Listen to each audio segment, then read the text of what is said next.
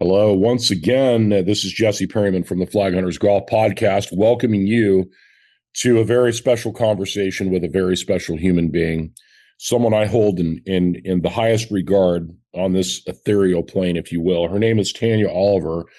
She is a performance coach, a high performance coach in that matter, that will help high achieving or aspiring high achieving individuals to realize probably their most wildest dreams here on this planet. And she has written a book, an excellent book called Building the New, A Year of Life Living on Purpose. It is a year-long playbook on basically how to get your SHIT together from start to finish, from bottom to top, exploring and uncovering every rock that you can possibly imagine in your psyche. Once I've been working with Tanya for a while, and I apologize for the long-winded intro, but I'm really excited about this conversation. We're going to get right into it. So Tanya has been on before. She was on about a year and a half ago, and with the launch of this new book, and it's an Amazon international bestseller now. So here she is, Tanya Oliver, coming to us from Florida, where it's about to get really hot.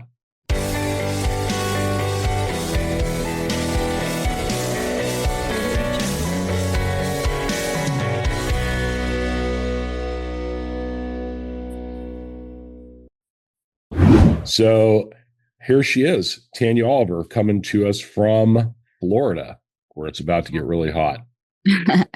Thank you so much, Jesse, for having me. You've been amazing. When we first started working together, we said, buckle up. Not everybody wants to go all in on this stuff. And some of the people that appear to be the strongest externally don't decide to go and do the work. And you have a lot of people talking about doing the inner work, and it takes a lot of courage and a lot of strength in order to do that. And so it's just been an honor to work with you over about a year and a half-ish, I guess, since then.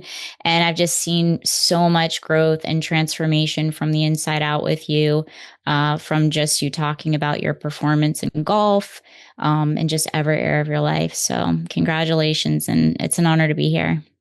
Thanks, T. It's an honor to have you. As we've discussed before and on many occasions about, because this is a golf podcast, you are a high performance coach, and the two correlate magnificently.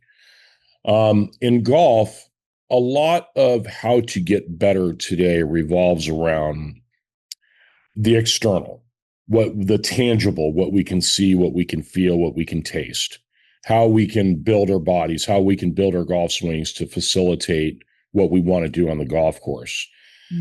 But there is not a lot that really has explored the depth of what drives the engine, of what gets us up in the morning, what allows us to have what I would think of as unconditional resourcefulness or resilience, if you will. And it seems to be that in golf, when it gets tough out there, people have a tendency to give up. People have a tendency to self-sabotage. People have a tendency to not speak life over themselves, and they beat the living out of themselves. And it becomes an energy drain after a while.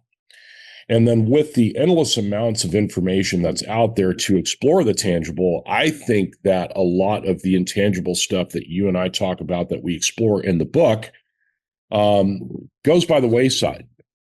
And it seems to be like the wrong approach from the outside in versus the inside out. And it's my intention through this podcast is to explore the very inner conditions that allow the outside tangible to come to fruition, both on and off the golf course.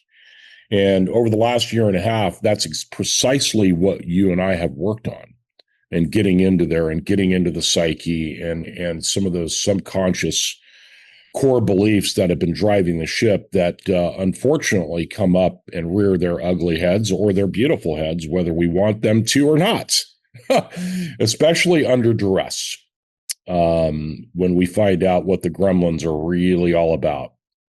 So thoughts, thoughts on all of this thus far? No, I mean, it's valid. I don't play golf, but I played 9 years of competitive ice hockey. So I understand what it's like to be an athlete. And I work a lot in the entrepreneur space. And a lot of entrepreneurs, I say, like, this is like your career is your sport and you're the athlete and you make the decision how far you want to take this. There's levels to everything in life. There's levels to how you show up in your business. There's levels to how you show up in your relationships. And there's levels to how you show up for your assignments in your own life. This book, Building the New, A Year of Living Life on Purpose, was an assignment. It wasn't, and that is in alignment with purpose. And so if you have this clarity on this, the nudges that are going on internally, and it becomes a huge journey of growing and shifting and changing, even, when you are on the golf course, and how you handle adversity, how you handle everything in your external factors working against you.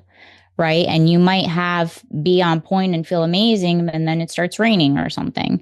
Like there's things that you can control and things that you can't, but how do you still stay present? Because presence is where your power is, and overcome the voices in the head, the physical pain that you go through in different seasons, so it's a mental, physical, emotional, and ultimately a spiritual journey. It certainly has been the case from my own experience working with you. I want to plant a seed in the listener's mind right now and see if they identify with this. I know that you can, T, and you and I have spoken about this as well. Mm-hmm. Like in my own life, I have come to places where I'm just about to break through. I'm just about to do something extraordinary. And something happens, something or whatever, some sort of form of self-sabotage happened. And I didn't even know it at the time.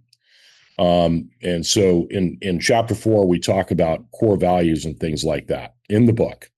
So in working with you and identifying some of my original core values, I found that I didn't have a lot of belief in myself.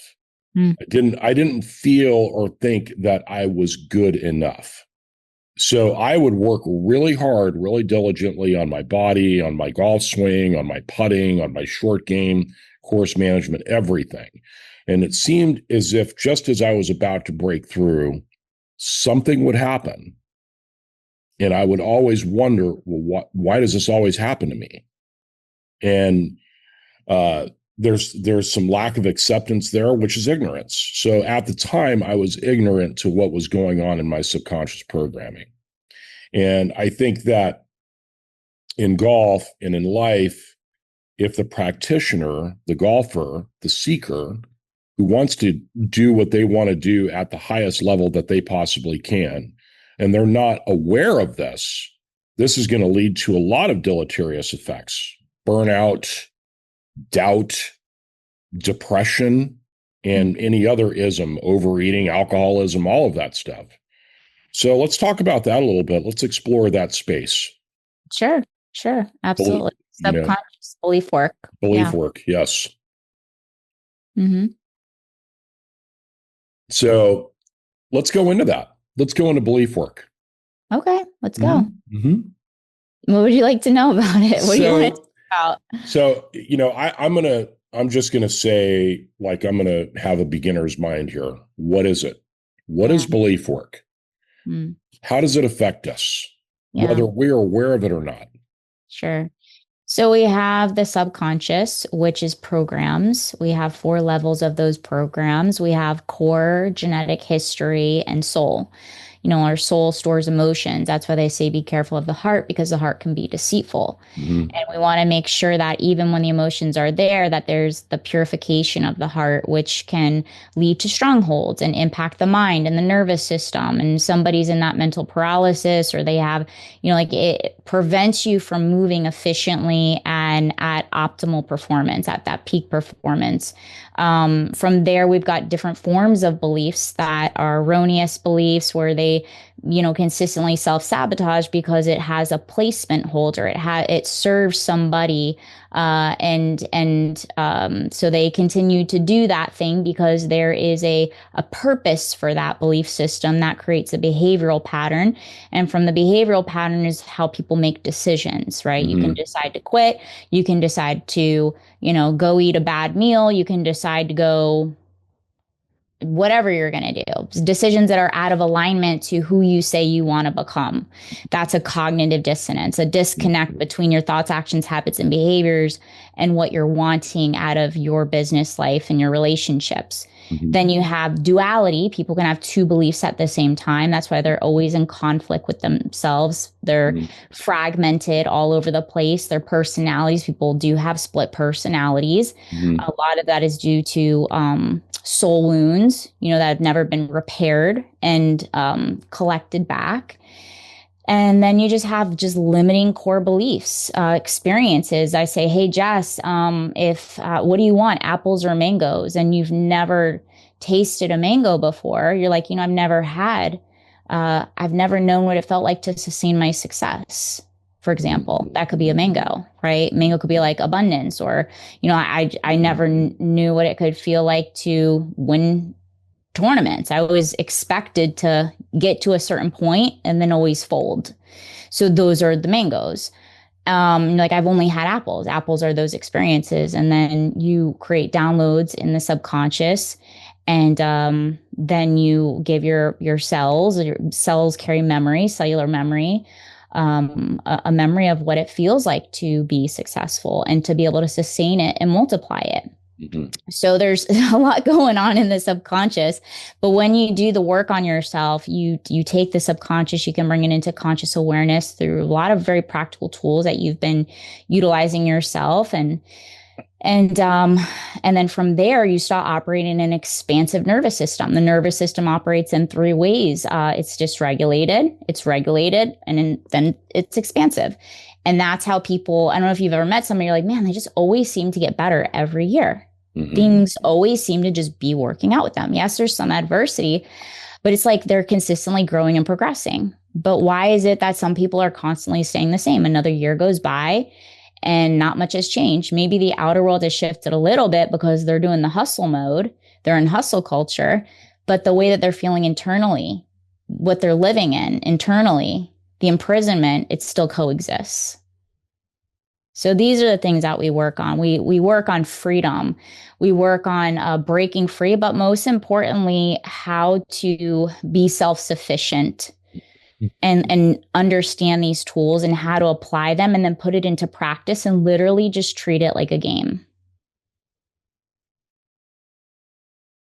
I would say that those are very, very, very powerful statements. Yeah, well said, T. And like for me, on the golf course and the application of just the summary of what you just said in a nutshell, and the application in real time, for example, would be, I played yesterday in our men's game and I didn't play very well. But through the work and the identification of some of those subconscious programmings, my internal dialogue shifted dramatically. Let's say a couple years ago, the way I played yesterday, I would have spoke death into myself. For example, you suck. You work so hard on this game, you're never going to get any better. Really powerful, strong, debilitating statements that the nervous system, unfortunately, acquiesces to. Life and death are in the power of the tongue, whether you speak it out loud or not. So for me, hearing that was validating me feeling sorry for myself and not really taking any accountability, and just that old gremlin, that old tape of maybe what I heard as a child or what I heard from other people. Yeah, those voices come from somewhere. They're always from somewhere. Yeah. And then the shift that happened yesterday when I caught myself in real time. So through the work of working on my subconscious with you, it seems that time has slowed down a little bit, i.e., my nervous system has become more regulated. Even if there's an outside storm that's happening, I'm out there playing in our men's game, and we've got some stakes on the line. And instead of me beating myself up, I had a voice that said, "Hey, just speak life into yourself." Mm-hmm. Mm-hmm. So I'm that was a first for me. And I'm assuming that the best player in the world, the best player in our sport is Scotty Scheffler. Mm-hmm. And Scotty, I would say, has a very regulated nervous system. It doesn't, absolve him from being human. I mean, he gets pissed off and he gets down on himself a little bit, but it doesn't last. And he usually holds himself accountable by saying, okay, this happened. That sucked. So I need to go and work on a couple of things. Maybe it's my thinking. Maybe it's something that's mechanical.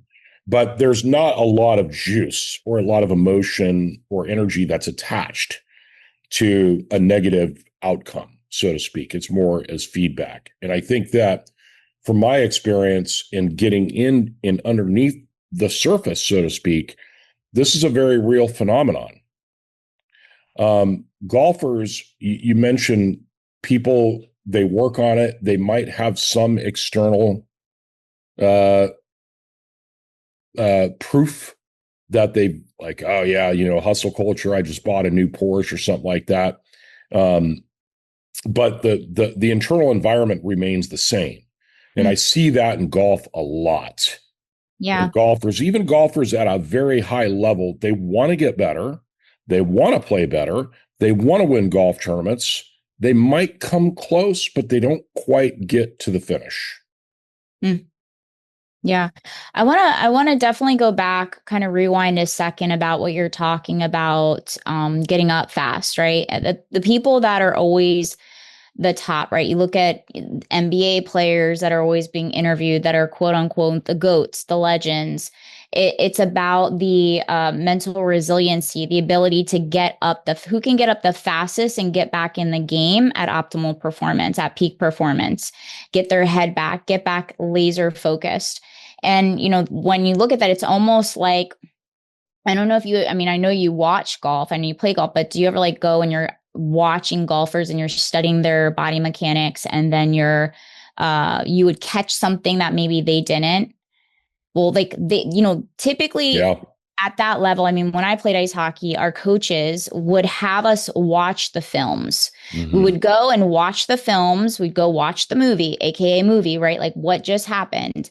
And you get to see what happens. Instead of beating yourself up over it, you're wasting time. What you do is, this is the neuro-linguistic programming. You go back, neuroplasticity. Mm-hmm. You'd go back and you would look and you'd rewrite what you do, and then you practice it. Mm-hmm. And it becomes a practice behavior. So you already know it's already over with. And there's an exercise, that I teach, and that you do it. So you write out your challenge. Okay, what are you beating yourself out about? Because when you write it, speak it, and you hear it, you're taking subconscious programming and you're getting it out of your system because it's already over with. There's nothing you can do. And you reframe it. Your reframes create a new wiring in your brain. From there, when a memory comes again, and say, for example, pressure, your heart starts racing, you're getting anxiety, you're starting to compare yourself, you take a moment, you close your eyes, you ground yourself, you breathe, you visualize the shot. Mm-hmm. Race car drivers do the same thing. They literally do those exercises where they're not even driving, they just visualize, even for how things aren't going to go as planned. Mm-hmm. And so when you're going and you're having this mental rehearsal, I talk about it in the book, the mental rehearsal aspect, there's 4 parts of high performance habits. Your food, your sleep, your exercise, and your mental rehearsal. Mm-hmm. The mental rehearsal goes right in there because they did this study with Olympians and they put them in 4 quadrants. One of them, they just practiced the physical and maybe 75% physical to work on sharpening their performance, and 25% mental. The other one did 20, it was like 50-50. And then they did 50% physical, 50% the mental rehearsal. And the other one did 75% mental rehearsal, and 25% physical. And then I forget what the other one did. Maybe they did nothing. The ones that improved the most were the ones that spent 75% in mental rehearsal. Because if you think about the overall statistics of how the percentage of you're actually in a game compared to the practices, compared to living your daily life, compared to all this stuff, the percentage is probably going to be a 25%. Most of the time you're in a mental rehearsal, whether you're criticizing yourself, you're focusing on what you're doing wrong, you're focusing on. So if you spend that time in constructive redirection and telling your body how you're wanting it to operate, and visualizing the swing, and seeing every single, muscle group on point, and seeing yourself grounded and regulated and in the present moment, and the power in the hips, and the power in the swing, and the foot pivoting, and there's so much of an improvement that happens. But the thing is most people spend so much time in a constructive space, in a negative space and that's why the improvement rates don't scale at that much, or there's very minimal to little improvement, and a whole year passes. Mm-hmm. There it is. I mean, that's it in a nutshell. Well, there's a little bit more to it, as you know. Beliefs get a little tricky because there can be things, as I mentioned earlier, on where things are intertwined and the sabotage of success. If there's a program inside of your DNA that is limiting you or capping you from really scaling into an expansive version of yourself, say you have that 10.0 version of yourself, as I talk about in the book, and maybe you'd rate yourself at a 5, maybe in the, I don't know, career would be golf, or the hobby would be golf, and your goal is to be that 10.0, like what is going to be filling in that gap there? Mm-hmm. Yeah, that's really a cool thing to say. That's a great question. That's a great question for myself and the listeners. Even so, in golf,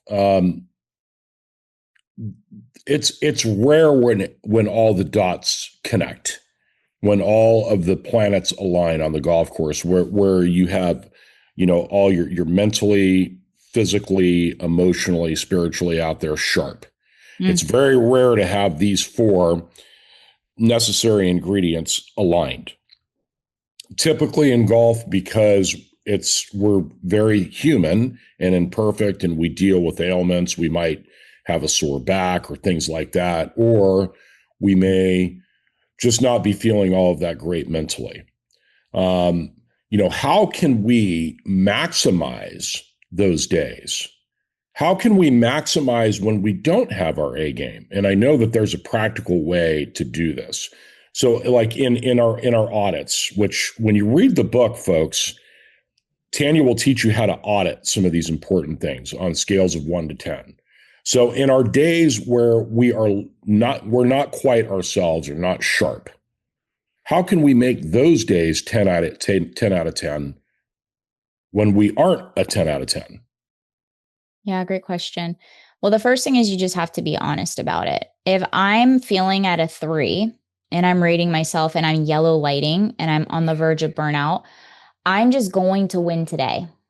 And you'll see that in the book, just win today. Maybe my win is just getting myself to a 4, and only I will know what a 4 would be for me, because the key is to build momentum. When you are completely dysregulated, and I know there are some of you in here, most of you that have kids, maybe little kids, maybe you just had a baby, maybe your kids are moving out, maybe you're just got into a relationship, maybe you're getting out of a relationship. We're humans. We have multiple things going on in our life. It's not just the sport, right? And maybe golf is your extracurricular activity. Maybe it's not, you're not a pro golfer yet, or maybe you don't even have the desire to be, but it's a part of your life, right? It's not your identity. And that's where people get so confused, is they create one thing to be a part of their identity, whether it being the career. And you really just have to be honest, to be self-aware what's going on. And from there, be curious, like, okay, well, what is that next level upgrade for me? What is that plus 1 point higher for me? And then from there, you seek out solutions. Maybe I know for you, you'll call me like, hey, I need to get a session in today. I need to get my head right. I need to like have a pattern disruptor, or sometimes just like, hey, I just need a little voice memo or something like that. And then you're good to go. Pattern disruptors. And it's important to have like your power team and a power lineup. I have it myself. And when it's game time, it's game time. When I have to get on stage and speak in front of people, like not every day is going to be 100% charged, but I'm going to give what I'm capable of. And then also for me, I bring God into everything. I lean on God. I lean on Holy Spirit. I lean on Jesus. There's things that I like, help me. Like, I need your help right now. I don't have it together today. Because that's the thing, the first thing is admitting is like, no matter how strong you are, I'm very strong. I have a very high threshold of pain. Mm-hmm. I can handle emotional stuff. I've been through a lot in life. I think everybody has a story, but the only way I've been able to get through things and people had no idea is because I've really leaned on God. Yeah. And of course, doing my part, like showing up, calling my coaches, having other people that I can lean on in moments where I can barely stand.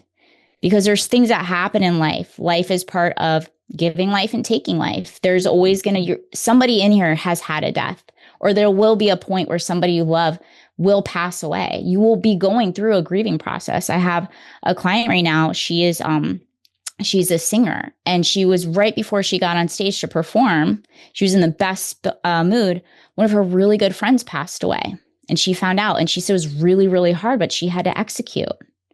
And that's what we have to do. We have to still learn how to operate at peak performance, regardless of what's going on in our life. Mm-hmm.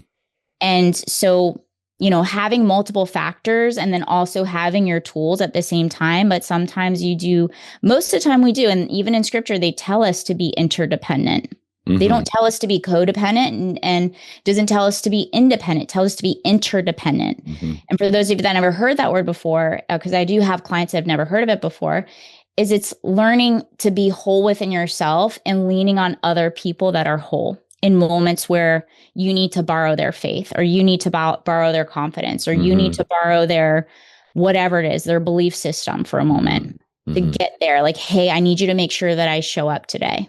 I went through a really hard moment, and I know we got a tournament, and I need you to make sure that I show up today.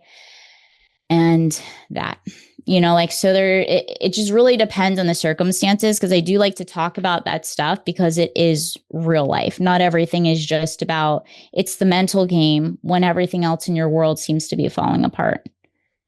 How are you still showing up when, your marriage is falling apart? How do you still show up when, I had a client the other day, one of their good friends, their son had OD'd. Like, how do you still show up in those moments when you just lost a child? Yeah. So these are real conversations. And, I think the best thing is always to be in prevention. I've always wanted to have, I've always been in a career, because I've had a lot of losses before I really merged into my career. And I always wanted to be in prevention, and to help people be in prevention so that they would be capable to take the hits. And that's just always been really important to me, because I think it's better to be prepared and know how to take care of yourself mentally, physically, emotionally, and spiritually. And then just be able to pull out an arsenal of tools when you need them, versus being left to nothing, having no tools, and going down an unfortunate space. Yeah. The space of alcohol, maybe the space of drugs, maybe the space of just whatever. I've seen people go down many, many dark spaces, dark nights of the soul, that they didn't have to go if they had the right tools in place. And they also had the right ecosystem, which you're talking about chapter 3 about core values and standards, and making sure you have an enriched ecosystem of people, places, habits, and behaviors. Yeah, that's very well said, to have that ecosystem. Yeah. And I think that especially in golf, because it's such a game of solitude, It's not a team sport. I mean, we do have team events, but the basis of it is it's very individual. And I'll tell you, T, it can be a long and lonely road to hoe. And the golfers listening can identify with this. And so it's important to have these, at that time, yes, you have a team. Yes, you want to have a team. Yes, you want to have a great coach, whatever, that someone you can lean on, a pastor, someone that you can really vibe with and you can be yourself around. Also reliable and that you can count on and you can be vulnerable with, and they won't use it to manipulate. Exactly.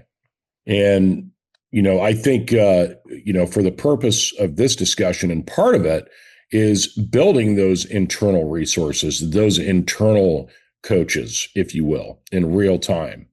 Like, for example, I mean, all the work that you and I have done, my internal coach, who I would call the Holy Spirit, said, speak life into yourself versus speaking death into yourself. You suck. You're never going to get any. You work so hard at this game and you haven't gotten good at it. You might as well quit. Yeah. Just the BS that we tell ourselves. And it's a lie. I do want to touch on this because I do believe people need to know the truth, is like that's also called deliverance work. And those are strongholds. And that can all be called, can also, you can receive freedom through forgiveness work, through soul wound healing, through deliverance. And just anybody did want to know it does exist, it does. And you can, accept Jesus into your heart, but still have tormentation in your mind. And through deliverance and forgiveness, because deliverance can only happen through the heart. That's why the power of forgiveness is like a key to all your chains that have been tormenting you in this self-imprisonment. You have the key to unlock yourself to become free. Yeah. Like we talked about truth and freedom. Truth and freedom. Truth and freedom. And, I want to, speaking of freedom, and I'm kind of bobbing in bobbing and weaving out of my experience with this, so that, folks that are listening can really, like, I'm a student of yours. I'm a friend and I'm also a student, and the real life application of these things when the rubber meets the road, especially. It's cool to have this conversation around a coffee table, but we're talking like when you're in the trenches and, there's things that are flying and emotions are high and time seems to speed up, that we have these important internal foundational pieces. We mentioned God. Having a relationship with a power that's greater than ourselves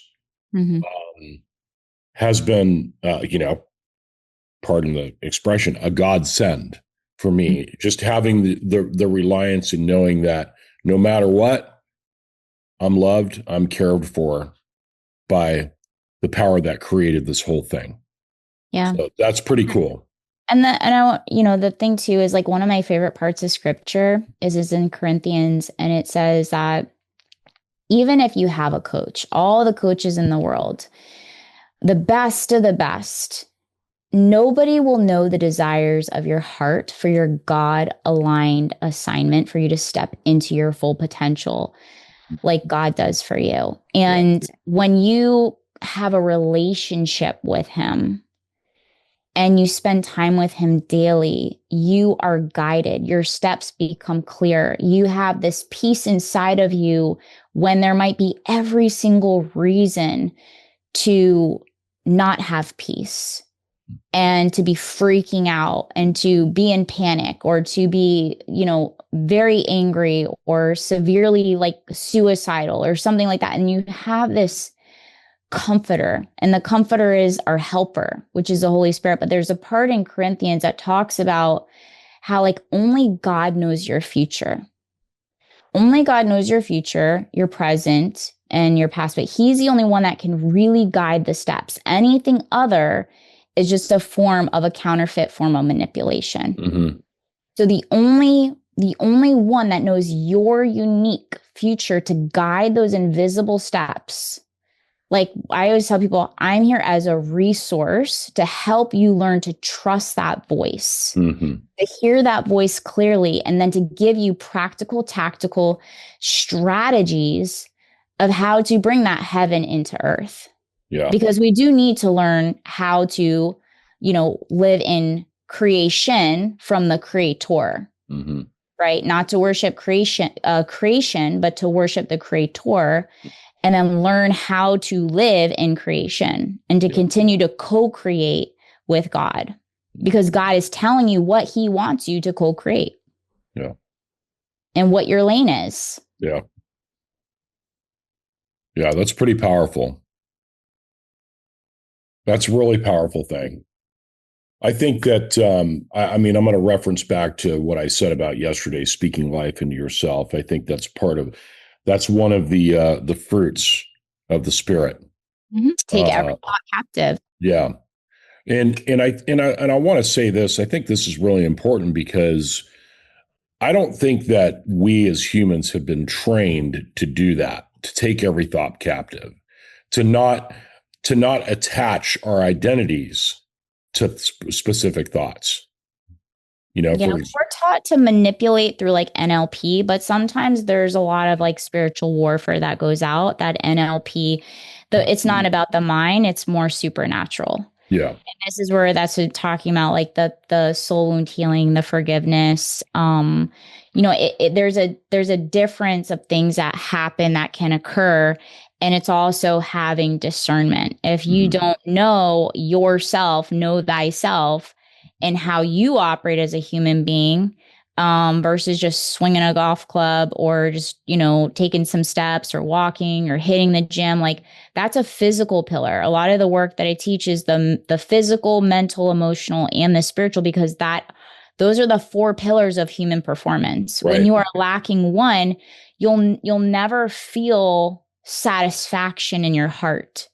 You'll mhm, never feel satisfaction in your heart if you are not building a relationship with God. Like you'll always, nothing will ever be enough. That's where you hear people that have, achieved so much and they've had to hit a dark night of the soul to realize, like, oh, this is the only thing that really satisfied me. And I right, do believe that we were meant to have it all. We were meant to have it all, you know? But to constantly put in the repetitions of like our mental state, our emotional state, our physical state, because even you see a lot of people that are not taking care of themselves physically. You've been on your journey and overcoming different things in the subconscious of self-sabotage, went back to different memories, pulled, cleared, canceled, resolved, and then created a new perspective within it. And then now you're just like feeling amazing. You're moving more fluidly. You have better range of movement. You're gonna have off games here and there, but like overall, your performance has increased, right? yeah, absolutely. And let's talk about that. The four pillars of performance. Mm-hmm. Let's talk about these very important foundational pieces because they're all interwoven and connected. Mm-hmm. So again, uh, for those of us who want to play golf at a high level, especially later in life and as we chronologically age, how important is it to keep yourself in good shape? I mean, we could say, oh, doctors all recommend exercise and all this and that, but truly, how important is it? And what are the physiological effects of working out, of being in shape versus not working out, not being in shape, and just throwing caution to the wind? Well, I can tell you when I have pain, sciatica, or Mm-hmm. my knee is bothering me, or if my neck has compression because I was sitting a lot writing this book. I was sitting a lot writing this book. Mm-hmm. And my habits were, and I work out every day. The habits of the majority outweighed, and I was creating pain in my body that impacted my mental state, which impacted me emotionally.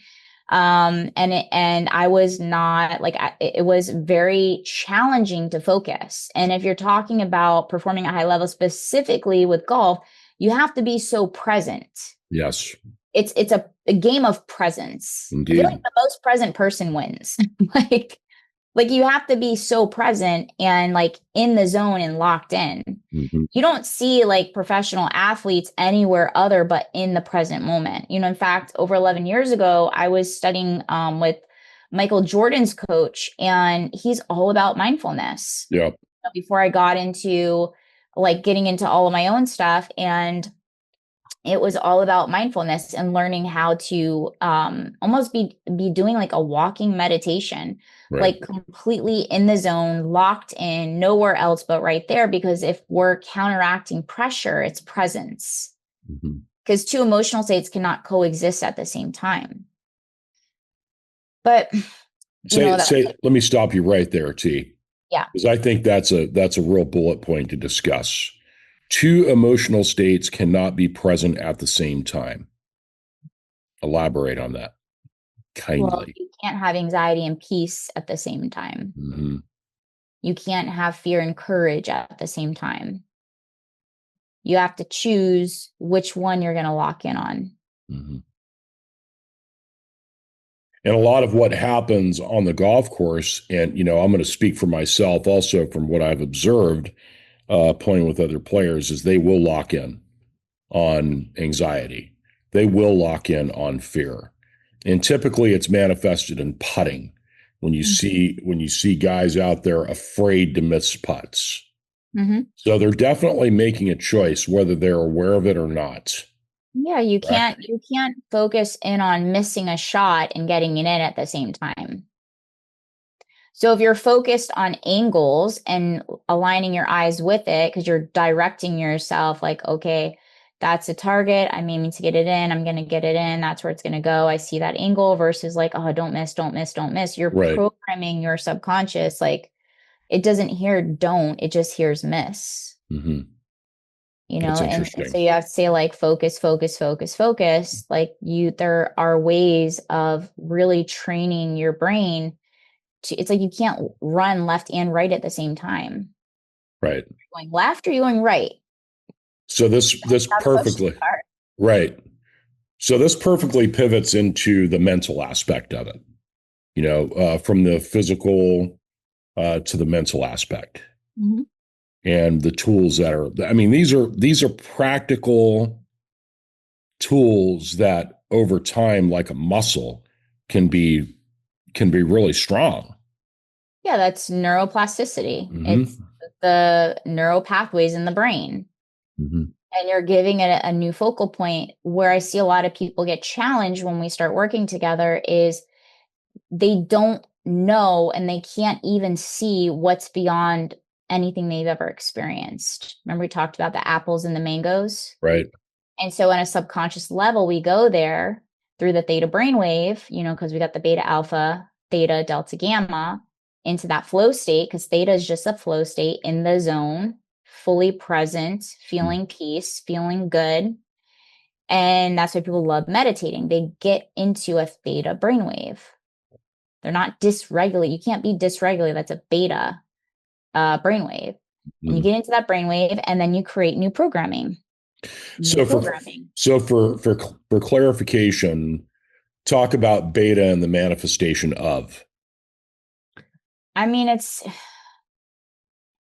I don't know if it's something to go into, but it's just stress response. Yep. You're in it's a brainwave. I mean, it's almost like you can jump in between the beta and the theta. And even in a conversation, I might be thinking about what I'm going to say and then come back into just saying whatever I'm being guided to say. Because I'm not Mm-hmm. thinking about it, I'm just fully present. Words are coming out of my mouth. When I Sure. salsa dance, I might have to take a moment because I'm in my head and I have to get into my heart.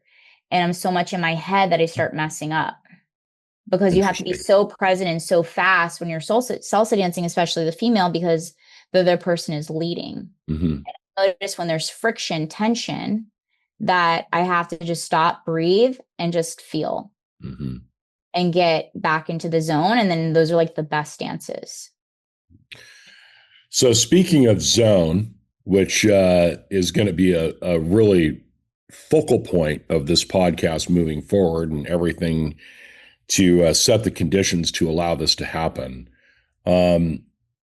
how much of getting into that zone would you attribute to accepting the situation as it is? I'm just throwing it out there. Like just I think that's a great question. mhm.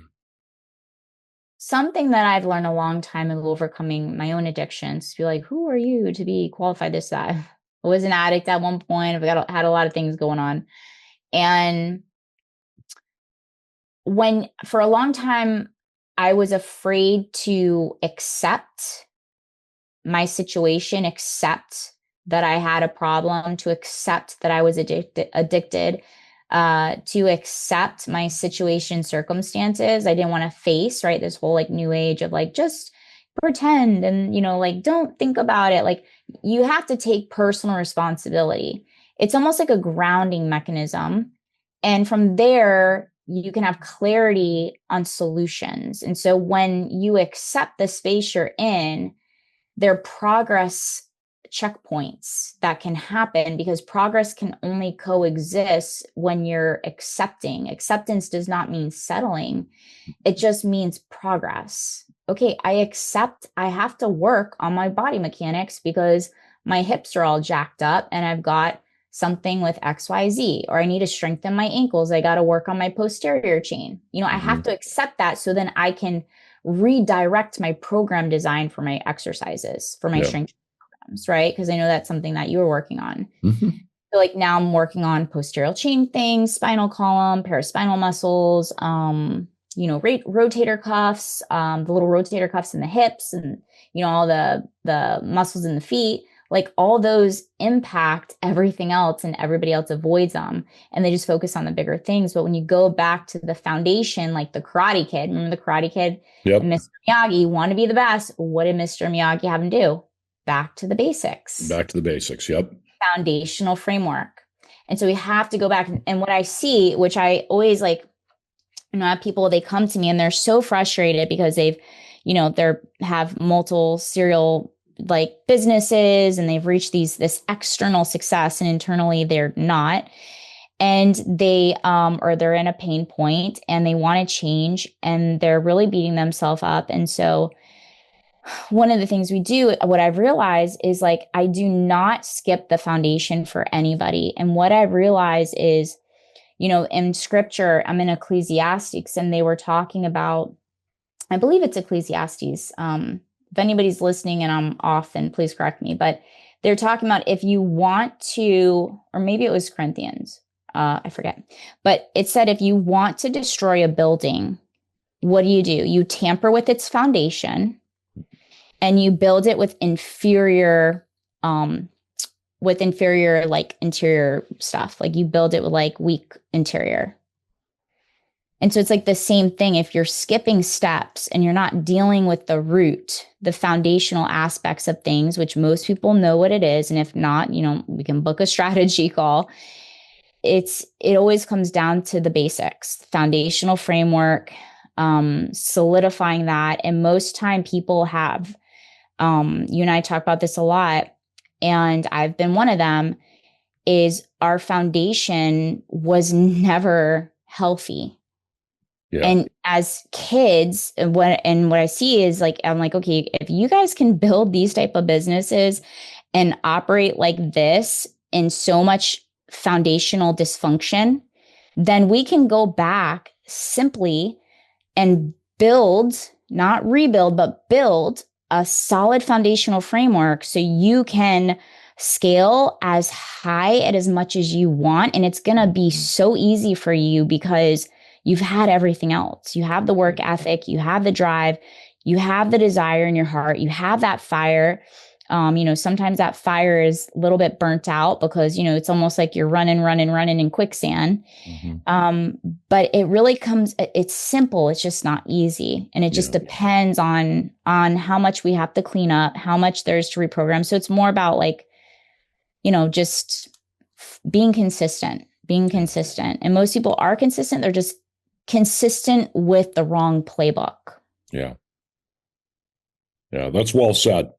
That's got to be, part of the acceptance part too, of asking yourself, hey, am I, the energy's there, the desire's there, but am I truly working on the right things, and am I maximizing my time the best? I remember too, it's the right thing at the right time. Yeah, Sometimes you're doing the right thing at the wrong time. sure.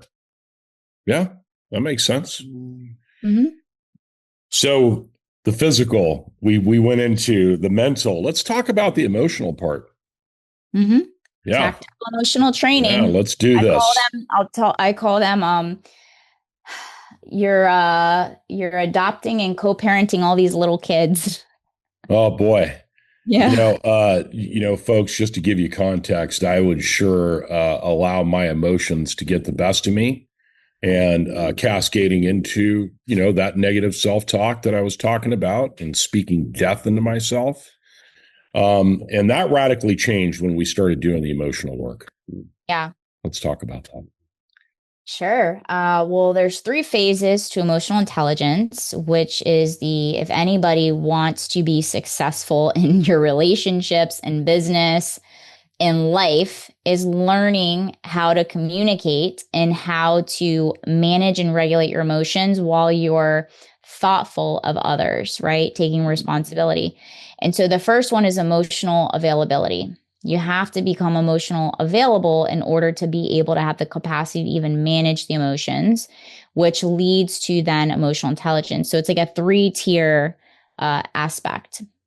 And yes, is it easier to not feel than to feel? Yes, I've been there. I was emotionally cold at one season of my life. And because it was safer to just be like a hardened heart than it was to feel everything that I was feeling, only because I didn't have the tools. And that's how, like, I know them, right? I was always seeking the truth.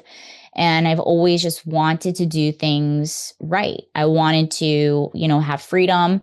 And if I realize if these are the two core things I really want is truth and freedom, then I have to go there.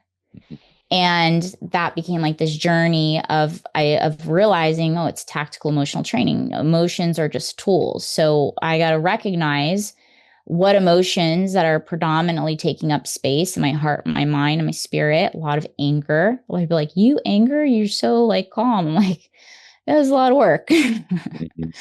I played ice hockey, but I was always in the penalty box. I was always picking a fight, and if I wasn't picking a fight, I was literally, I remember one season I got kicked off my team my senior year for like just being out of control with my coach, like verbally just had no control over my anger. I was so angry and and then got kicked off the team.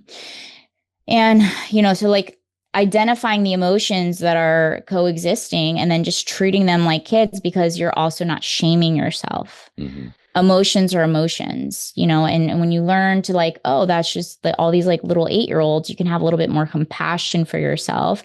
So then they're accepting the space and then redirecting it. But also you can't skip from anger to joy. There's a process that happens. You can't skip from grief to, happiness. Like there's a process, there's tools for each different emotion. It's like, when I'm speaking on stage, I typically will use this example because it makes sense for everybody. It's like if you have to change your license plate, because we all do at some point, are you going to use a hammer, or a screwdriver? Mm-hmm. It's the same thing with emotions. Not every single tool is meant to be used for the emotions. There's different tools for different emotions. Mm-hmm. When I had a lot of anger, primal screaming was amazing. EFT, tapping.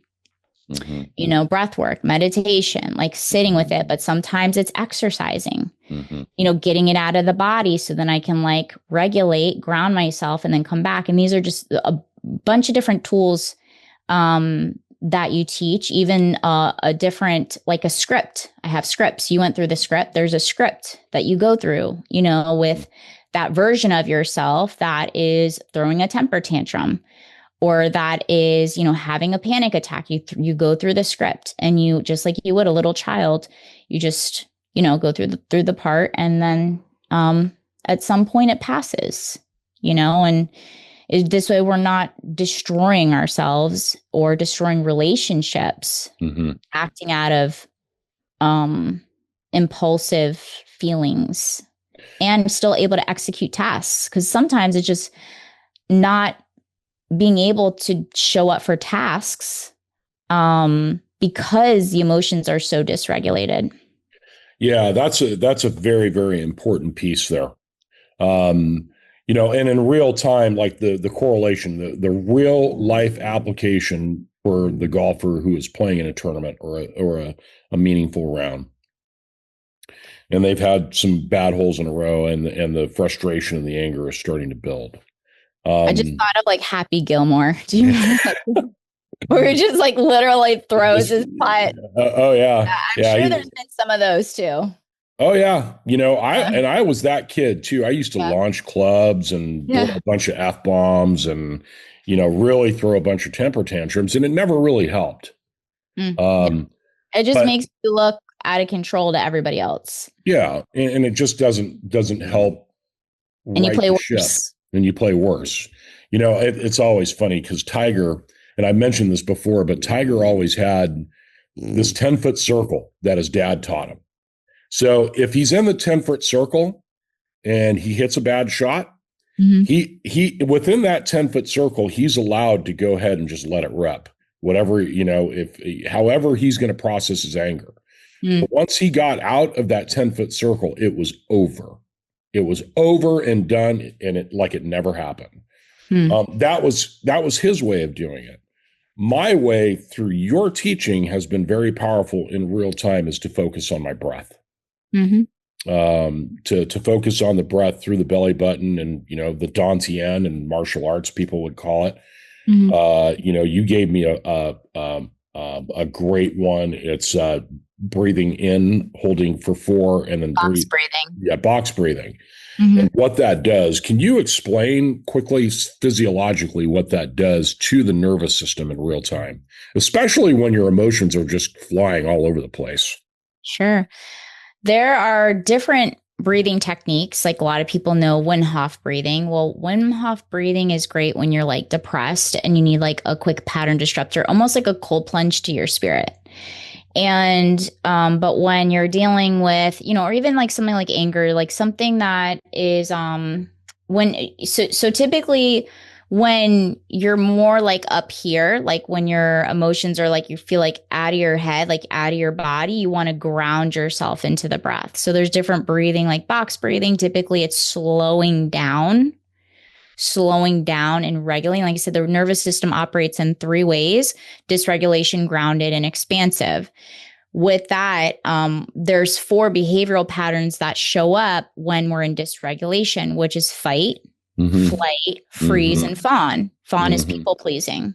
And that's at fight. Like I'm dysregulated, I want to fight, right? Or freeze is like I quit, whatever, like, I'm out. Because there's some people that might just walk off. People just walk off and then, Oh yeah. Yeah. So, and then, they have the other ones, or they just freeze and you don't move. And then the fawn. So, it's just, like I said, the biggest thing is just knowing and understanding. And then from there, you can have solutions. So you just have to know and try different breathing techniques and to pull the ones that work the best. The one that I like the most, because it's also physical touch. I always say, like in the book, we talk about activating the 5 senses: sight, sound, smell, taste, touch. So that's why I really love the EFT for a lot of emotions. And then the other one is like plugging one nostril, inhaling, exhaling, because you can't, like, it's so, you slow your breath down. You don't really have a choice. You can't be like hyperventilating with like one nostril plugged. So it just slows you down. It regulates the heart rate. And then the box breathing is just the counting. Something about counting puts you in some form of a hypnotic state, which is also still that theta brainwave, and regulates and grounds. So depending on where you're at and what emotional state, kind of same thing, you pull different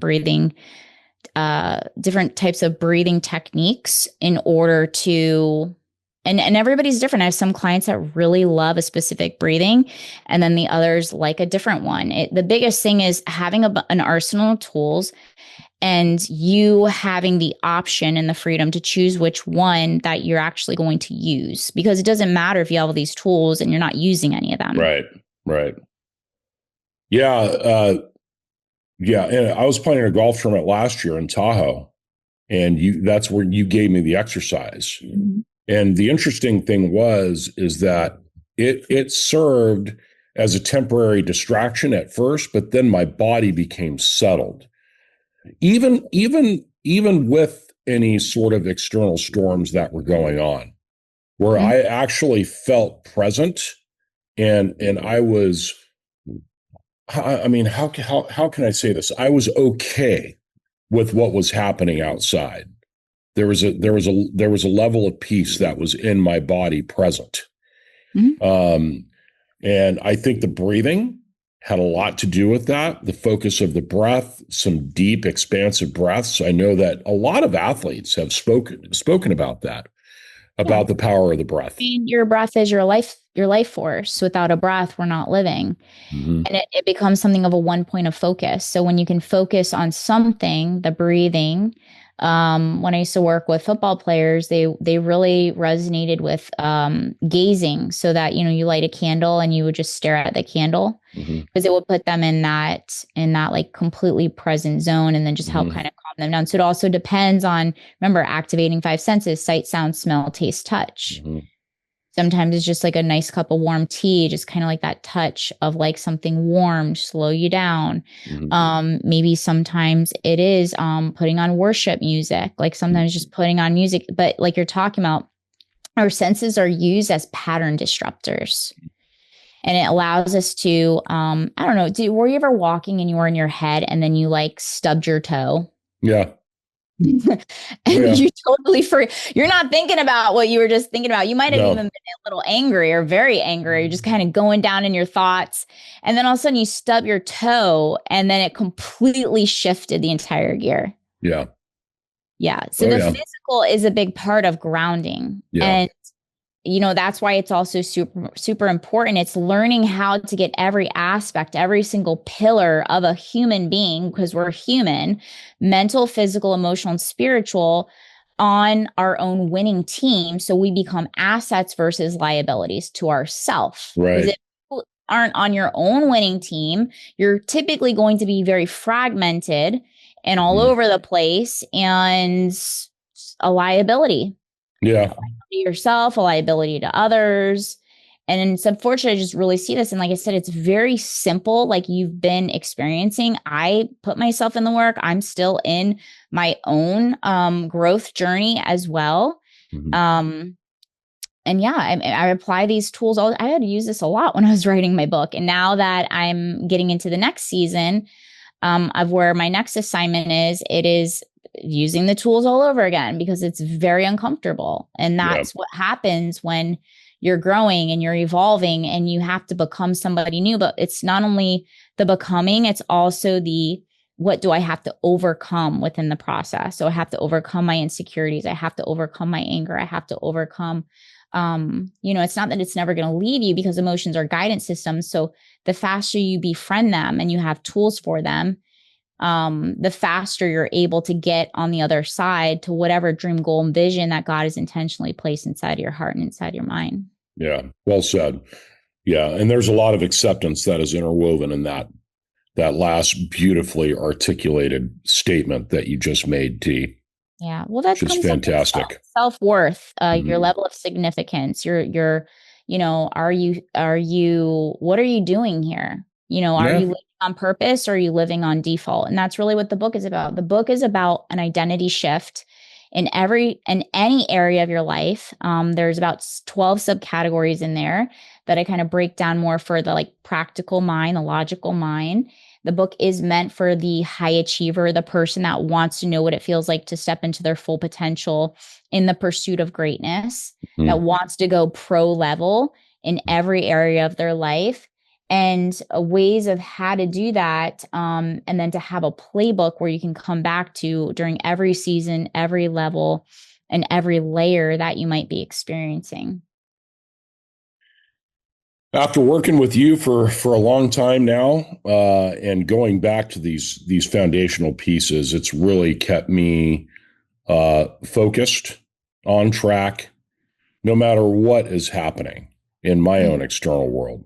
And Yes. I think that's really, really, really important to have those foundational pieces, which is going to lead to the next pillar.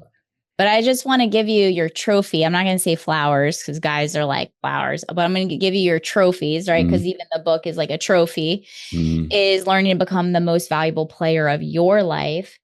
Is that you really are, and I tell you this a lot, you are somebody that really does what they say they're going to do. And you'll figure it out, and you really are what you put out there. And I think it's important for your audience to know this, of you really do the growth work. You really have invested in yourself, financially, emotionally, mentally, in every pillar. I mean, even your health journey that you're on right now, from the moment that I met you to now, and just you're getting better in every area of your life. And it's just an honor to work with you and to run, I call it running parallel together. But just for the audience to know that you really do what you say you're going to do, and you are who you say you are. And we need more of that in the business world, in the podcast space, in the media space, versus just presenting and yapping. Yeah. Yeah. Well, I really appreciate those kind words, T. And it's been a real privilege to be on this journey running parallel with you, for sure. I think that before we go into the spiritual part, I do want to bring this up, and that is the freedom part. Having these tools in real time, when the for the kids that are listening, the caca hits the fan. Having these tools, but having the presence and awareness that we have these tools is going to really stop us from going down some dark holes, some dark rabbit holes. And that's going to absolutely segue into the spiritual part. So, this is a big one too. All of these four are connected, but They're this all is a big one. connected. Yeah, they're all connected. It's part of being a human being. And most of the people that are disconnected is typically are on heavy medication. They have a hardened heart. Yeah. You're emotionally unavailable. Because even when I was more new age, because I was always seeking the truth, I went down that rabbit hole, and I still knew that there was something so supernatural. And that's what God is. God is so supernatural. Like, where we're at in the conversations we have are just like the byproduct, like when you ask for something, and, like, it's just, and sometimes the thing that people don't talk about is, if it's not for your highest and greatest good, and in the way of the work that you're meant to do in this lifetime, things will crumble apart. And sometimes, I know even for me recently, what's been happening is that I say, like, the first time the world broke me and God was there. And the second time God broke me this last season, he broke me down for a major attitude adjustment, for removing all the strongholds and the false idols that I had in this life. But he never left, and he guided every step. And that's what I'm saying. In Corinthians, they talk about, like, God will guide your steps, and no coach or mentor can tell you the way, except, like, you can have people to help you, build tactical stuff. But the Lord's going to tell you, hey, like, this is the person I'm bringing into your life that's going to help you. This is the person or you're going to go here, and you're going to go left, and you're going to go right, and you're going to move. It's very refreshing, actually. I know as leaders, you're just like, I'm all alone. Well, you're never alone unless you don't have a relationship with God. And that's something when I restart my podcast called Minding My Business, it's going to be kingdom entrepreneurs, because it's a whole different playing field. And that's why sometimes, if it's not for you, it's not going to be a sustainable part, or you're always going to be empty and unfulfilled and, like, unhappy. Yeah, that's a lot. That's a mouthful, and that's a lot. But it's also very freeing that we don't have to do it alone. in the game of golf and in other individual pursuits, sometimes it does feel very, very lonely, very lonely. And knowing that we have a father that loves us so much Mm-hmm. that we can lean on and that we can surrender to, uh, especially when we're under the gun, when we're under duress. It's easy to give thanks and to have gratitude when things are going well. Mm-hmm. But when things aren't going so well, that's where the magic happens, in my opinion. Yeah. That's when Well, good, we're you not know. going to want to claim that either. Well, That could be a belief system too. well, very true.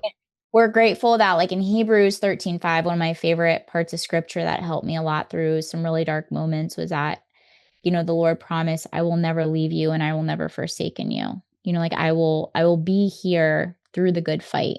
And Mm-hmm. the other one is like, if I am with you, then nobody can be against you. Right. And you've already been guaranteed victory. Yeah. So like just get back up and go. And that's where in the book I wrote just win today, because that Yeah. was literally the whisper, because God knows how to talk to you in the way that you know how to receive and understand.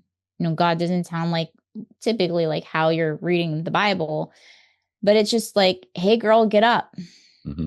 go wash your face, go brush your teeth, go exercise, get up, Yeah. with a panic attack and not sleeping all night because of night terrors or something. Mm-hmm. Like get up, move, and then the next step and the next step. And that's what I say when we were talking about earlier, like sometimes it's just plus 1 point higher, Mm-hmm. because you're practically on E. And so what's just a little bit of like a $5 in your gas tank, Mm-hmm. right? It doesn't have to be Right. the whole $100 that they're charging now, but like what's Right. just $5 in your gas tank? Right. Yeah, that's really, really well said. And the just win today. Mm-hmm. When I think about that, waking up in the morning, okay, just win today, that really puts me at ease. Okay, I don't have to win a year. Just win today. I don't have to win a week. Just win today. It's also getting in the space because the overwhelm can also create the paralysis and Yeah. block blessings and block you Right. from performing at high levels. So just focus on how am I maxing out my day. Maybe it is like cleaning up. Like today's gonna be my cleanup day. I got to get Mm-hmm. organized because Mm-hmm. with all the stuff that I'm right now, like my next assignment, I'm literally like open up all these browsers and I'm like, hold on, my computer's slowing down, right? So let me get my computer at higher speed. Let me close these browsers. And browsers is just a metaphor for what are the areas in your life that are no longer something that you and I worked on the other day, what's called Eisenhower's decision-making matrix. Mm-hmm. Most people, when I'm running my time management workshop coming up, it's about getting clear on your identity shift and seeing all of the things that and how you're operating from an outdated identity. Mm-hmm. Is the identity that you're wanting to step into, that version of you, that 10.0 of you, does your schedule align with that? That's cognitive consonance. Every day, your thoughts, action, habits, and behaviors have matched up to that, identifying your priorities and then into those 4 quadrants, which is like delete, delegate, prioritize it, Mm-hmm. or like do it at some point, right? So it's like we have to constantly be auditing, am I operating on default or am I operating on purpose? And that's why the whole book was called like a year of really living on purpose and just Mm-hmm. making a decision and being consistent with it, even if it is that $5 in your gas tank. Right. Doesn't have to be the $100 every single day because you barely have 1%. So what is 2%? Mm-hmm. That's the progress, acceptance. Yeah. I'm on E. Okay, what's $5? Get up, brush my teeth, go for a walk. Mm-hmm. Create a pattern disruptor. Mm-hmm. I'm gonna call my coach, reach out for support, let them know I'm not okay right now. I need help. And another thing I want to say, because this is so important, when you are in this process of change and transformation, like do not go cheap on yourself. If you have the ability to invest, because this is, I do as well, You have to find people that are capable and willing to support you to the capacity of what you're needing. Mm-hmm. Because a lot of people are willing, but you're going and yapping your mouth to people that are not capable to support you. So it just creates more damage, because who Right. has your ear in those vulnerable moments can literally break you. Right. Can even people I've heard, like, using ChatGPT as a therapist, ended up committing suicide. Mm-hmm. Like, chat is meant to be told what to do, not you asking for guidance on something. Right. Right. Like, it's waiting for you to tell it and direct it. You have to Yes. still be able to think for yourself. So when you're not capable of thinking for yourself, you need to hire experts. You need to bring in the right people, and also not be yapping to people that are not qualified and skilled to give you solutions. Mm-hmm. It's so important, because who has your ear has your future. Mm-hmm. Boy, that's important. That's a very powerful statement, T. It's one thing to have the awareness to be vulnerable and open up and to go through these processes, but who you surround yourself around is equally, if not even more important. Who has your ear, has your future. Yeah, that's a very powerful statement. And I'm not saying, I want to just clear the air on this. I'm not saying don't communicate to the people that are closest to you. You communicate once you have the proper tools and the skill set and the resources where you've already dealt and processed certain things. But when you're going through moments of massive vulnerability and really not knowing what's right and what the right move is for you, and even for me, I mean, I know you can attest for this. In moments where you've had those things, I've just guided you on it, where you came up with your own solutions. I've Right. never once told you what to do. No. We worked on this journey of going through these different primed questions that you came to the resolution as we move through all the emotional turbulence for a sound mind to make the best decision. So you had your own breakthroughs. Yeah. But I not once told you what to do. No, you did not. Yeah, exactly. I was going to say, like, I've recommended like books, or I've given you resources, but part of a coach is a guidance, Yeah. not like telling you how to make decisions for yourself. That's I'm not big on that. My goal is to like teach you how to be self-sufficient, to think for yourself, to have that discernment, and to come up with your own breakthroughs and resolutions. Well, I have thoroughly enjoyed this conversation. And folks, this is going to be the first of many with Tanya, I hope. If I can pry her away from her busy schedule to come on and grace us again. How can people find the book? The book is on Amazon, Building the New, A Year of Living Life on Purpose. And you can go to, I have a free resource. It's a whole year accountability tracker, a way to track in business. They call them KPIs, where you track your progress, but it's a way to track your progress on a day by day for the full year. And that is TanyaCOliver.com/building the new. And then on Instagram at Tanya C. Oliver, TANYAC Oliver. I reply to all of my direct messages. So just send me a message and let me know that you were listening to the podcast. And also, too, for my listeners, I'm going to encourage you to listen to Tanya once she starts up her podcast and really get a sense of where she's coming from. And do you have room in your schedule to work with people one-on-one?